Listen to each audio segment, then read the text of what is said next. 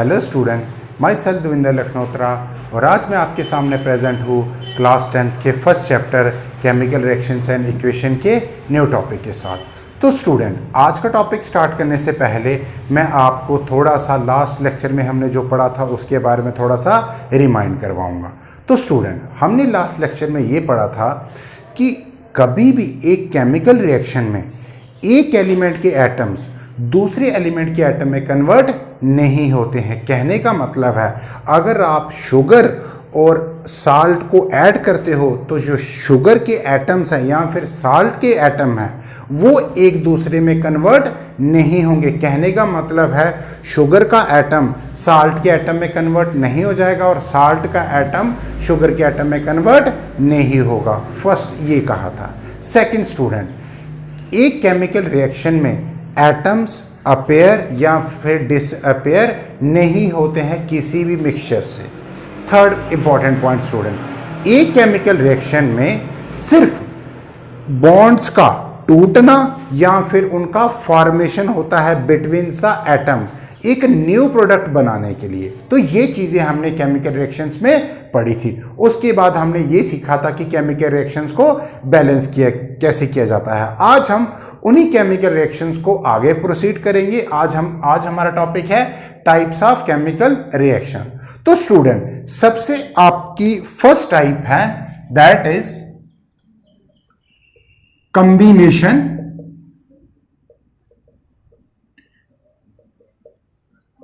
Reaction.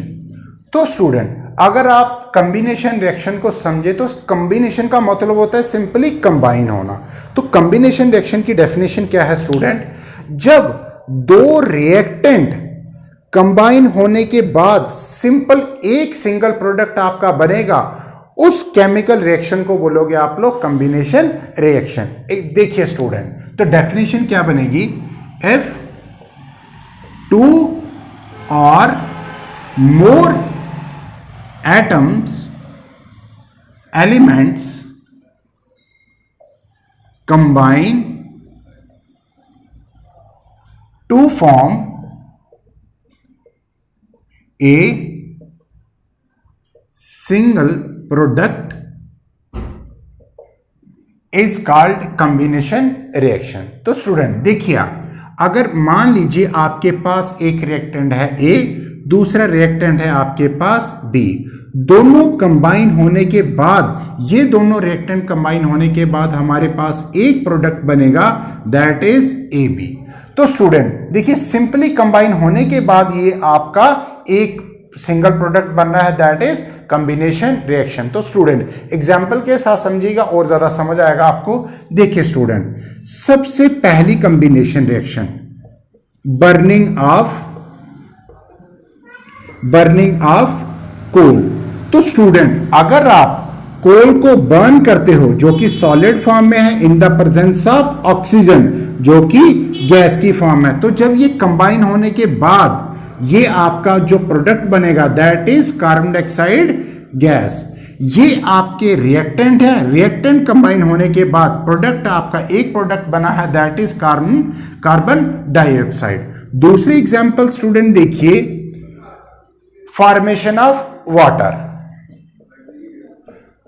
Formation of water. तो student, पानी कैसे बनता है आप सबको पता है।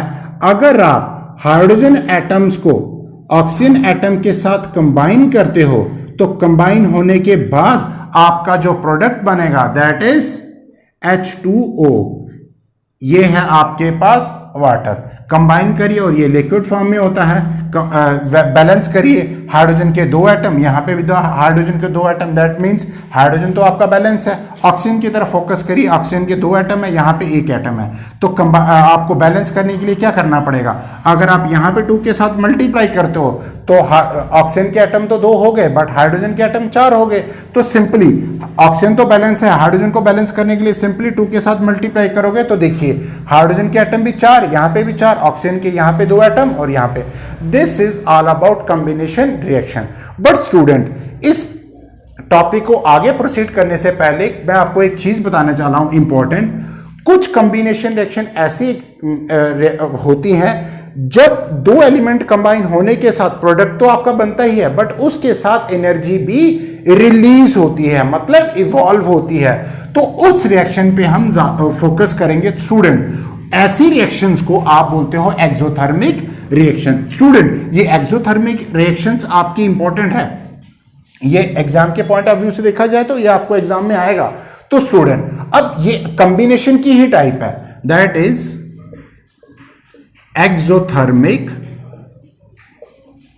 रिएक्शन।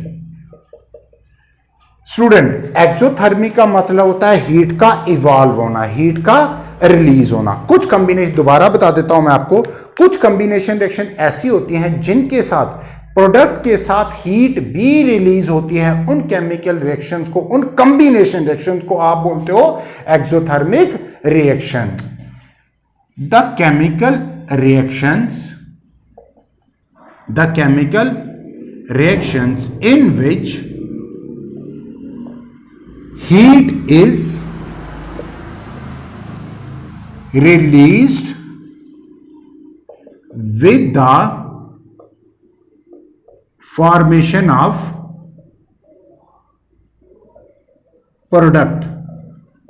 तो ऐसी रिएक्शंस को आप बोलते हो एक्सोथर्मिक रिएक्शन। कहने का मतलब है स्टूडेंट, अगर आपके पास एक रिएक्टेंट है और दूसरा भी रिएक्टेंट है, अगर इन दोनों को कंबाइन करोगे तो ये तो आपके पास एक प्रोडक्ट तो बनेगा, बट साथ में इसके साथ आपकी हीट भी बाहर रिलीज होगी। ऐसी कॉम्बिनेशन रिएक्शंस को आप बोलते हैं एक्सोथर्मिक रिएक्शन।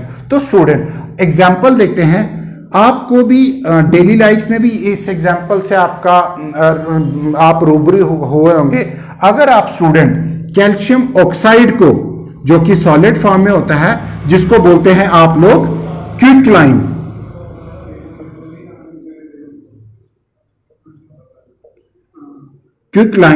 अगर आप इसको वाटर के साथ रिएक्ट करते हो तो साथ में स्टूडेंट आपका प्रोडक्ट बनेगा कैल्शियम हाइड्रोक्साइड, जिसको दूसरा नाम है जिसका स्लेग्ड लाइम, और इसके साथ में आपकी हीट भी बाहर रिलीज होगी। तो ऐसी कॉम्बिनेशन रिएक्शंस को आप बोलते हो एक्सोथर्मिक रिएक्शन।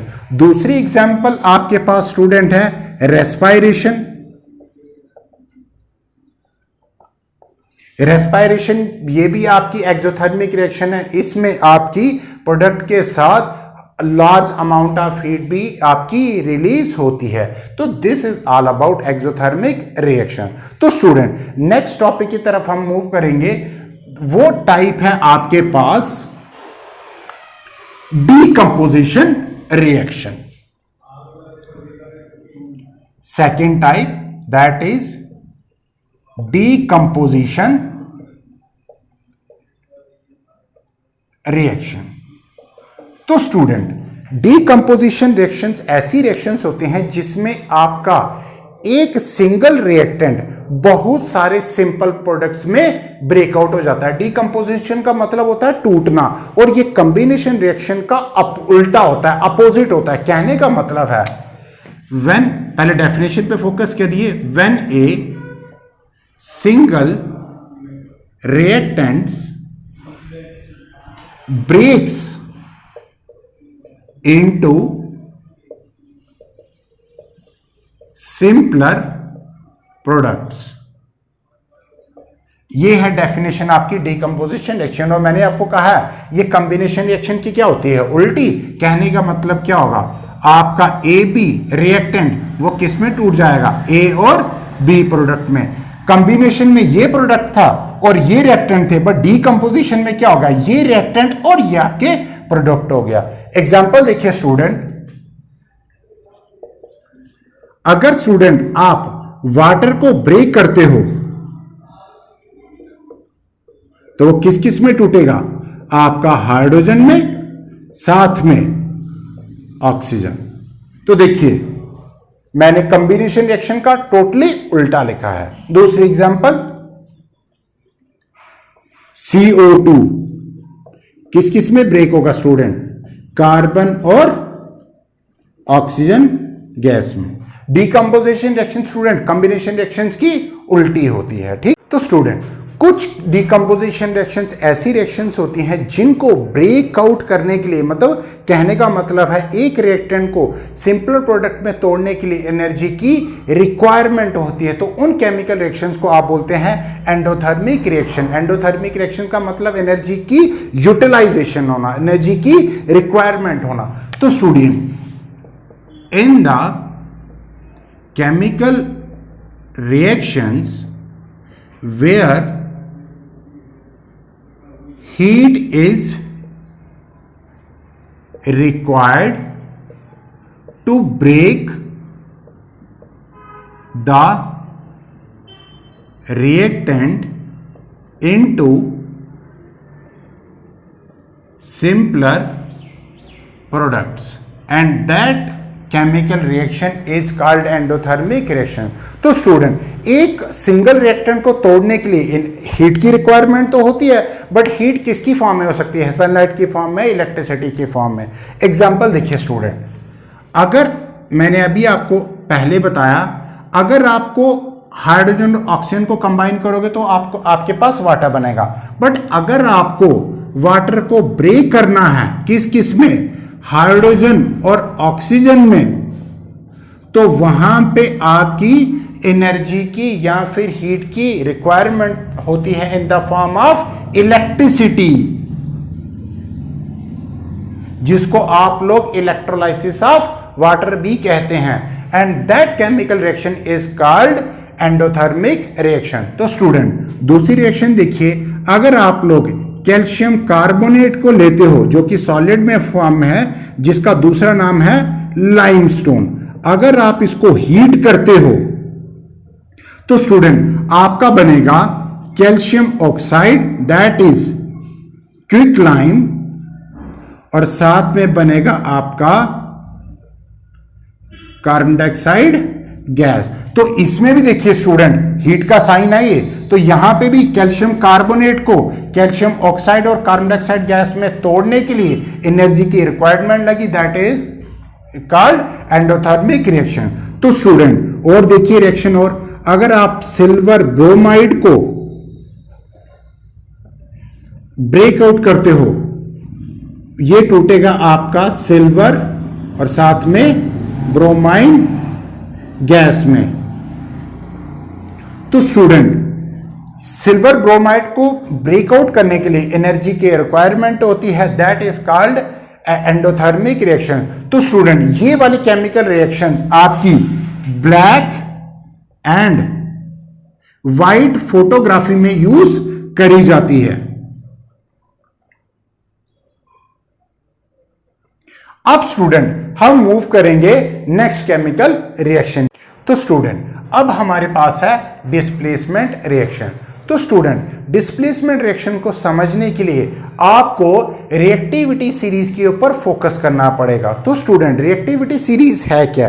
एक्चुअली स्टूडेंट, ये आपका एलिमेंट्स का सेट है, पूरा ग्रुप है, जहां पे एलिमेंट्स को कैरेक्टराइज किया गया है on the basis of their reactivity. तो अगर हम इसकी तरफ फोकस करें तो पोटेशियम सबसे रिएक्टिव है, उसके बाद लेस रिएक्टिव है सोडियम, मतलब डाउन अगर हम जाएंगे तो रिएक्टिविटी डिक्रीज होगी, अगर हम नीचे से ऊपर आएंगे तो एलिमेंट की रिएक्टिविटी इंक्रीज होगी। तो स्टूडेंट, तो डिस्प्लेसमेंट रिएक्शन को समझने के लिए हमें इस रिएक्टिविटी सीरीज को लर्न करने की नीड है। तो स्टूडेंट, डिस्प्लेसमेंट रिएक्शन में क्या होती है आपकी, एक more reactive element less reactive element को डिस्प्लेस कर देता है। तो जिस रिएक्शन में ये चीजें होती हैं तो उस केमिकल रिएक्शन को आप बोलते हो डिस्प्लेसमेंट रिएक्शन। कहने का मतलब है student, in chemical reactions there is more reactive element or atom displaces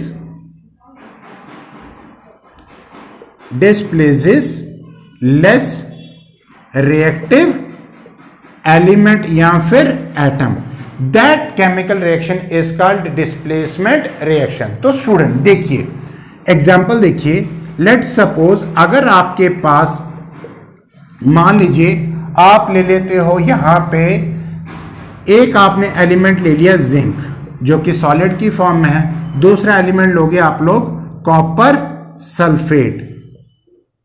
तो स्टूडेंट देखिए, अगर आप यहां पे फोकस करिए तो जिंक ज्यादा आपका रिएक्टिव है किससे? कॉपर से। कहने का मतलब है जिंक कॉपर को क्या कर देगा? डिस्प्लेस कर देगा, उसकी जगह खुद अटैच हो जाएगा और कॉपर को बाहर निकाल देगा। तो स्टूडेंट आपका प्रोडक्ट क्या बनेगा? देखिए ZnSO4 एक्वा सॉल्यूशन, साथ में आपका कॉपर क्या हो जाएगा? बाहर निकल जाएगा। तो देखिए इस रिएक्शन में क्या हुआ है, आपका जिंक ने कॉपर की जगह ले ली और क्या बन गया आपके पास? जिंक सल्फेट, और कॉपर को बाहर डिस्प्लेस कर दिया। तो that chemical reaction is called displacement reaction. But student ये रिएक्शन आपको समझने के लिए आपको रिएक्टिविटी सीरीज के ऊपर फोकस करना पड़ेगा। तो स्टूडेंट देखिए एक और एग्जांपल लेते हैं, आयरन प्लस कॉपर सल्फेट। तो स्टूडेंट आपका क्या बनेगा? FeSO4 plus Cu। तो स्टूडेंट यहां पे देखिए आपका जो आयरन है, आयरन दैट इज Fe, वो कॉपर से ज्यादा रिएक्टिव है। That is why copper iron ने कॉपर को डिस्प्लेस कर दिया और बना आपके पास कॉपर सल्फेट, और उसके साथ में कॉपर आप साथ में पहले बना आपका आयरन सल्फेट और उसके साथ आपका कॉपर रिलीज हो गया। तो इस केमिकल रिएक्शन को आप बोलते हैं डिस्प्लेसमेंट रिएक्शन। तो स्टूडेंट नेक्स्ट केमिकल रिएक्शंस की तरफ मूव करते हैं। तो स्टूडेंट अब हमारे पास है डबल डिस्प्लेसमेंट रिएक्शन। तो स्टूडेंट डबल डिस्प्लेसमेंट रिएक्शन में क्या होती है? ये ऐसी केमिकल रिएक्शंस होती हैं जिसमें सिंपली दो या दो से ज्यादा आयंस का एक्सचेंज होता है इन द रिएक्टेंट्स। तो डेफिनेशन, तो स्टूडेंट क्या बोला मैंने? There is an exchange of ions between the reactants। तो स्टूडेंट ऐसी रिएक्शंस को आप बोलते हो डबल डिस्प्लेसमेंट रिएक्शन। एग्जांपल देखिए स्टूडेंट, अगर आपके पास सोडियम सल्फेट को रिएक्ट करते हो आप लोग बेरियम क्लोराइड के साथ, तो स्टूडेंट आपके पास बनेगा, स्टूडेंट देखिए डबल डिस्प्लेसमेंट में क्या होगा? आपके जो ये वाले आयंस यहां पे आ जाएंगे और बेरियम के आयंस सोडियम की पोजीशन लेंगे। तो स्टूडेंट आपका बनेगा BaSO4 प्लस NaCl। तो स्टूडेंट बैलेंस करिए आप लोग। स्टूडेंट यहां पे देखिए डबल डिस्प्लेसमेंट रिएक्शन में क्या होगा?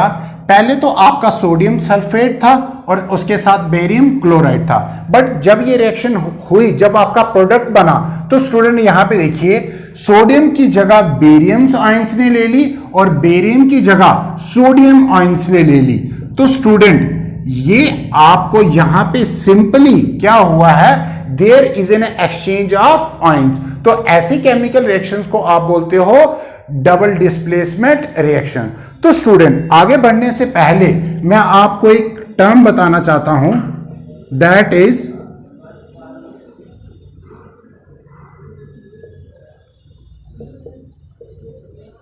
Precipitation reaction.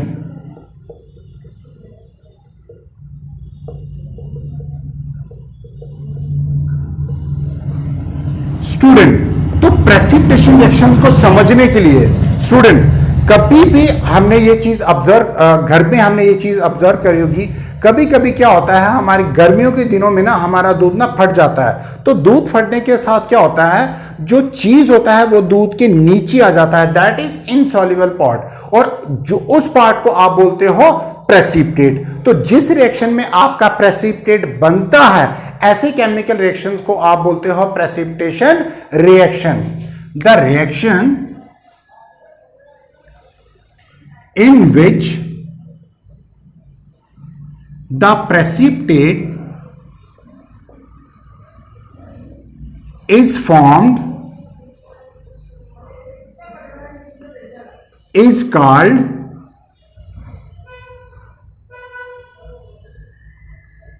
precipitation reaction.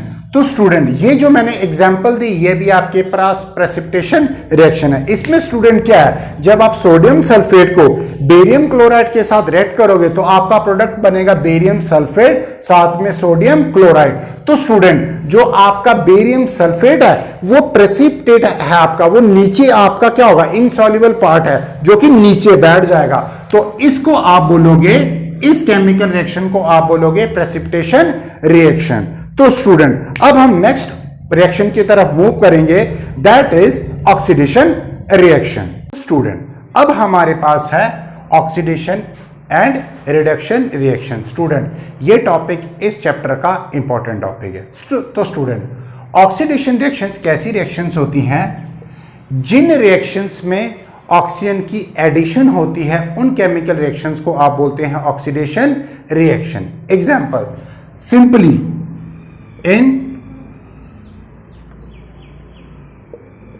in the chemical reactions